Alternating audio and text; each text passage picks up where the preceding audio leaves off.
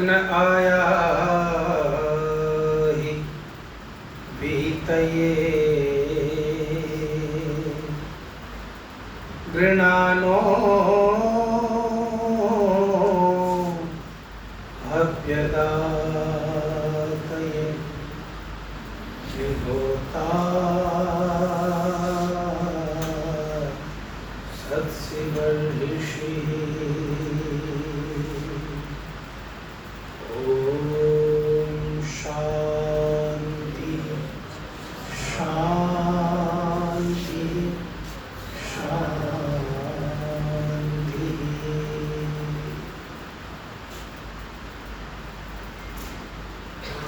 उपस्थित भद्र पुरुषों, वंदनीय मातृशक्ति, प्रिय ब्रह्मचारियों, यद्यपि मैं जयपुर गया था, जयपुर से ही अस्वस्थ, वैसे तो ईमानदारी की बात होती, जाते समय ही अस्वस्थ हो गया, फिर वैसे ही वापिस आ गया। आज की जो व्यवस्था पूर्व निर्धारित थी उसमें मैंने उचित समझा कि जो चली है व्यवस्था वो चलती रहे। देखिए, श्री कृष्ण जन्माष्टमी आप सबने मनाई है और श्री कृष्ण को लेकर के इतनी चर्चाएं पूरी दुनिया में होती हैं, शायद ही किसी शख्सियत को लेकर के इतनी चर्चाएं होती हैं। लेकिन सबसे बड़ी जो बात है कि कृष्ण के उस स्वरूप की चर्चा जिसकी होनी चाहिए, उसकी चर्चा बहुत कम होती है। ज्यादातर उनके लीलामय रूप की चर्चा दुनिया में होती है कि वो पैदा हुए तो जेल की बेड़ियां अपने आप टूट गई, फिर यमुना चढ़ी हुई थी तो पैर का स्पर्श किया तो यमुना जी भी अपने आप उतर गई। इस तरह की चर्चाएं बहुत ज्यादा होती हैं कि बाल्यावस्था में, बाल्य लीला में ऐसा किया वैसा किया। उससे जो वास्तविक कृष्ण का स्वरूप है, वो स्वरूप जो सुदर्शन चक्र का है, वो स्वरूप जो नीतिमान कृष्ण का है, वो स्वरूप जो विद्वान कृष्ण का है, वो स्वरूप जो वीर कृष्ण का है, उसकी चर्चा मुरली वाले के सामने ऐसा लगता है कि सुदर्शन वाला कमजोर पड़ रहा है, जबकि होना उल्टा चाहिए। इन सब परिस्थितियों में अगर किसी ने एक ऐसी दृष्टि दी जहाँ वास्तव में श्री कृष्ण को समझ सकते हैं, जान सकते हैं और उससे कुछ लाभ ले सकते हैं, तो वैसे तो समस्त साहित्य को, वैदिक साहित्य को समझने की दृष्टि, समस्त वैदिक साहित्य को जानने की दृष्टि महर्षि दयानंद सरस्वती ने ही दी है। योगेश्वर कृष्ण जो है, आप हर जगह देखें, उन्होंने अगर गीता के माध्यम से कर्म योग को नए ढंग से प्रस्तुत किया और ये समझाया कि बिना कर्म किए आदमी न रह सकता और ना ही कुछ प्राप्त कर सकता है, बल्कि उन्होंने तो यहाँ तक भी कह दिया कि भाई आप जो हैं अगर कर्म करते हैं तब भी फल की इच्छा न करें, लेकिन हम तो बिना किए ही सब कुछ उनके नाम से ही ले लेना चाहते हैं। जितने भक्त हैं उन सब की ये बीमारी है कि बस कृष्ण का नाम लीजिए, स्टेज पर डांस कीजिए। आप देखिए कैसी कैसी भक्ति हो रही है, कैसे कैसे राधा कृष्ण बनाए जा रहे हैं, कहाँ कहाँ से जो है कल्पनाएं की जा रही हैं, जबकि भागवत पुराण में भी राधा नहीं, महाभारत में भी राधा नहीं। मैं आपको समझाता हूँ, आप नीति को समझना चाहते हैं तो कृष्ण को खोजिए, यदि आप धर्म को समझना चाहते हैं तो कृष्ण को खोजिए, यदि आप वीरता को समझना चाहते हैं, तप को समझना चाहते हैं, मान अपमान की स्थिति से ऊपर उठना चाहते हैं तो आप कृष्ण को खोजिए। जब आप उसको खोजेंगे तब जाकर के आप पाएंगे कि वास्तव में कृष्ण का क्या सच्चा स्वरूप है और कैसी परिस्थितियां हैं जहाँ पर कृष्ण की आवश्यकता है। और इस समय तो वैसे भी सुदर्शन चक्र की आवश्यकता है दुनिया में। आप बांग्लादेश को देखिए, क्या कोई नौकरी मांग रहा है क्या वहाँ इस समय? कोई कह रहा है जी कि भाई मुझे कोठी दे दो, कोई कह रहा है मुझे नौकरी दे दो, कोई कहता है बीमा पॉलिसी दे दो, कोई कहता है महंगाई की बात कर रहा है।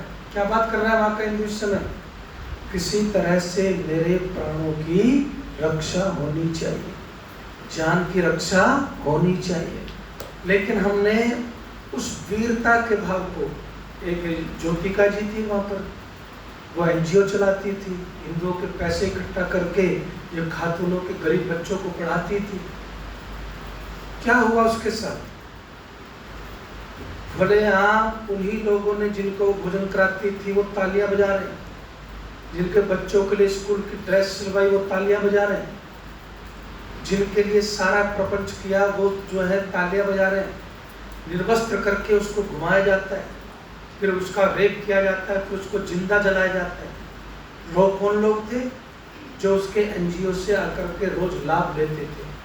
तो कृष्ण ने हमेशा ये कहा, आपको कहाँ देना है, किसकी सहायता करनी है, कौन सुपात्र है।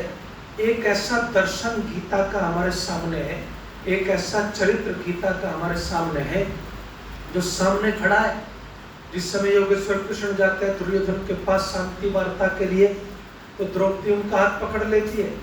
कहाँ जा रहे हो? कौन सी शांति वार्ता? आपको पता नहीं मेरे साथ क्या हुआ है? मेरे केस जो है वो खुले पड़े हैं, अभी ये बंधे नहीं है। दुशासन ने मेरी किस तरह से बेइज्जती की है, और आप है कि शांति वार्ता के लिए निकल पड़े। तो योगेश्वर कृष्ण क्या कहते हैं? देखो, बड़े भैया ने कहा है शांति वार्ता के लिए तो जाना पड़ेगा। तो कहती है कि शांति वार्ता के लिए जा तो रहे हो, लेकिन शांति नहीं, युद्ध लेकर के लौटना, क्योंकि युद्ध ही इनका समाधान है। तो कृष्ण कहते हैं कि ये तो मैं आपसे वार्ता कैसे कर सकता हूँ, लेकिन वो जानते थे कि मिलेगा युद्ध ही। क्यों? क्योंकि वो जानते थे कि सामने दुशासन, दुर्योधन जैसे दुष्ट लोग हैं जिनको शांति की भाषा समझ में नहीं आएगी। लेकिन वो उसके बावजूद भी वो कहते हैं कि कल आने वाली पीढ़ियों को जवाब देना है कि भारतीय संस्कृति का पुरोधा माने जाने वाला, वैदिक संस्कृति में जीने वाला व्यक्ति के ऊपर ये आरोप न आ जाए कि कृष्ण चाहते तो शांति स्थापित कर सकते थे, इसलिए पूरे मन से मैं शांति का प्रस्ताव लेकर गया और दुर्योधन के सामने बड़े प्रभावशाली ढंग से सभा में रखा। यहाँ तक कहा दुर्योधन को कि छोड़ो आधे राज्य की बात, छोड़ो तुम जो है किसी और बंटवारे की बात, केवल 5 गांव जो है वो दे दो, उसी में मैं इनको मना लूंगा। लेकिन दुष्ट दुर्योधन ने क्या कहा? दुष्ट दुर्योधन ने कहा कि सुई की नोक भी टिक जाए, इतनी जगह भी मैं बिना युद्ध के देने वाला नहीं हूँ।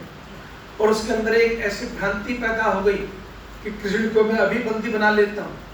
लेकिन कृष्ण ने क्या कहा?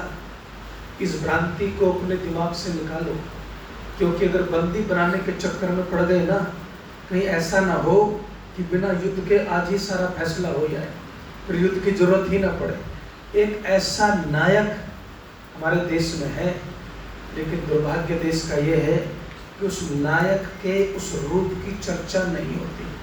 कोई चूड़ी बिकवा रहा है, कोई राधा के संग नृत्य करवा रहा है, कोई खाई मुरली बजवा रहा है।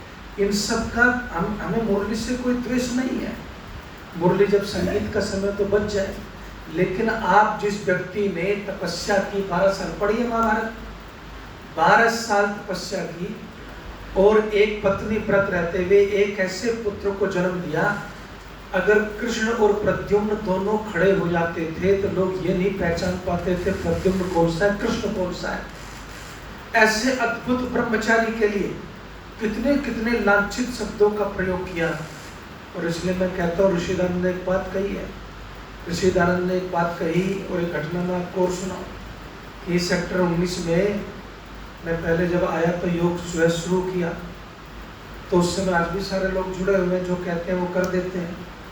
तो एक दिन मुझे बुलाया कि आप आचार्य जी आते नहीं, मैं चला गया। तो गीता पढ़ी जा रही थी। यत्र योगेश्वर कृष्ण यत्र पार्थो धनुर्धर तत्र श्री विजयोर्भूति ध्रुवा नीतिर्मतिर् मम, कि जहाँ पर योगेश्वर कृष्ण जैसे बुद्धिमान व्यक्ति हो और अर्जुन जैसा योद्धा हो, वहां पर निश्चित रूप से अधर्म के खिलाफ, अन्याय के खिलाफ जो है वो विजय मिलती है, देर सवेर होती है, मिलती है। तो उस समय इस श्लोक का अर्थ ये पढ़ा गया। फिर एक आदमी ने कहा राधे राधे माता जी, इसका महात्म्य भी पढ़िए। महात्म्य क्या पढ़ा गया कि इस श्लोक के आधे श्लोक के उच्चारण मात्र से, पढ़े लिखे लोग है ना, थोड़ा बुद्धि पर जोर डालिएगा, इस आधे श्लोक के उच्चारण मात्र से व्यक्ति को चंद्रलोक आदि की प्राप्ति हो जाती है, कुछ करने की जरूरत नहीं। कमाल है। जो योद्धा कहता है, जो नायक कहता है, जो महान योगीराज कहते हैं कि बिना किए करके भी इच्छा मत करना, आप उन्हीं के श्लोक से कहते हैं कि चंद्रलोक की प्राप्ति हो जाएगी। उसके बाद मेरा नंबर आया तो मैंने कहा कि बाकी सब बातें तो ठीक है, लेकिन आप कृष्ण का ही अपमान क्यों कर रहे हैं गीता पढ़ करके? उन्हीं के सिद्धांतों को क्यों ठुकरा रहे हैं? जो उन्होंने कहा उसी के विपरीत आचरण क्यों कर रहे हैं? बोले जी कैसे? मैंने कहा उनका श्लोक तो ये कहता है, इसका अर्थ ये है, यहाँ पर यही सिद्धांत है, और आप कहते हैं कि आधे श्लोक से ही चंद्रलोक में मिल जाएगा। फिर मैंने कहा इतनी जल्दी माता जी चंद्रलोक की क्या पड़ी है? अभी वहाँ ऑक्सीजन वगैरह की व्यवस्था नहीं, भगवान दोबारा नीचे फेंक देगा, इसलिए पहले नीचे रहना सीख लो। तो उस समय भी कृष्ण के उस रूप को समझने की बहुत आवश्यकता है दुनिया के अंदर, और उस रूप की चर्चा जो है, अगर आप वास्तव में कृष्ण के जीवन को समझना चाहते हैं, कृष्ण के स्वरूप को समझना चाहते हैं, तो जो गीता की चर्चा चल रही है, अभी तो शहर में भी चर्चा चल रही है कि बड़े स्तर पर कुछ संगठन है जो करवाएंगे कार्यक्रम गीता का, उसमें भी आप सब लोग आमंत्रित होंगे। तो उस चर्चा में निरंतर आप आइए। समय क्योंकि 5 मिनट पहले ऊपर हो गया, इसलिए ज़्यादा समय नहीं लेता, सीधे बैठेंगे। शांति पाठ है। ओम द्यौः शान्ति अन्तरिक्षं शान्ति पृथिवी शान्तिराप शान्तिरोषधयः शान्ति वनस्पतयः शान्ति विश्वे देवाः शान्ति ब्रह्म शान्ति सर्वगं शान्ति शान्तिरेव शान्ति सामा शान्तिरेधि। ओम शांति शांति शांति। जो बोले सो अभय ब्रह्मर्षि ब्रजानंद की, महर्षि दयानंद की, मर्यादा पुरुषोत्तम श्री रामचंद्र की, योगेश्वर श्री कृष्णचंद्र महाराज की, भारत माता की, गौ माता की, आर्य समाज, वेद की ज्योति, ओम का झंडा, वैदिक ध्वनि।